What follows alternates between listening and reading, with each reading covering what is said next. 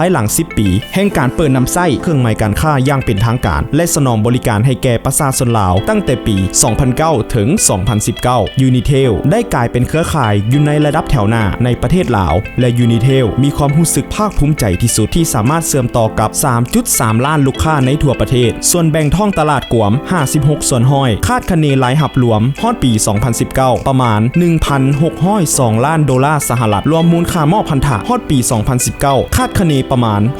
634 ล้านดอลลาร์สหรัฐประกอบส่วนเข้าในการพัฒนาของประเทศ Unitel ได้สู่สนบุกบืนอย่างต่อเนื่องตลอดระยะ10 ปีที่เพื่อให้ประชาชนลาวทุกคนได้นำไส้เครือข่ายที่มีเขตปกคลุมสัญญาณกว้างขวางสัญญาณแหงอินเทอร์เน็ตไวและราคาประหยัดสัญญาณปกคลุมถึง 95 ส่วนห้อยของจำนวนพลเมืองประกอบส่วนช่วยให้ประชาชนเข้าถึงโทรคมจาก 18 ส่วนห้อยเป็นห้อยส่วนห้อยสร้างเวียกเหตุงานทำให้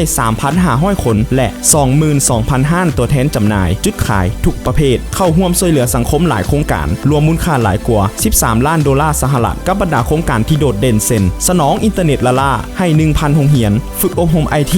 คุณภาพสูงให้แก่พนักงานช่วยเหลือรัฐบาลในการสร้างแป้นพิมพ์ภาษาลาวสำหรับโทรศัพท์มือถือและคอมพิวเตอร์ช่วยเหลือในการก่อสร้างสุขศาลาการช่วยเหลือภัยน้ำท่วมและอื่นๆในอีก10 ปีต่อหน้าสืบต่อรักษาจุดประสงค์เป้าหมายการเป็นเครือข่ายเทคโนโลยีเครือข่ายโทรคมที่นำหน้านอกจากบรรดาบริการโทรคมพื้นฐานแล้ว Unitel ยังสุกยิ้วพักดันเรื่องการค้นคว้าและหมุนไส้ระบบเทคโนโลยีเพื่อยกสูงคุณภาพชีวิตโดยการนำเอาระบบเทคโนโลยีเข้าในแขนงการอิเล็กทรอนิกส์ระบบสาธารณสุขอุตสาหกรรมทันสมัยพัฒนาบริการทันสมัยมาสู่ประชาชนบรรดาบริการโทรคมที่ประหยัดสร้างความสะดวกสบายหับไส้แก่ประชาชนสืบต่อประกอบส่วนช่วยเหลือสังคมก็คือประเทศชาติให้นับมือนับเจริญก้าวหน้า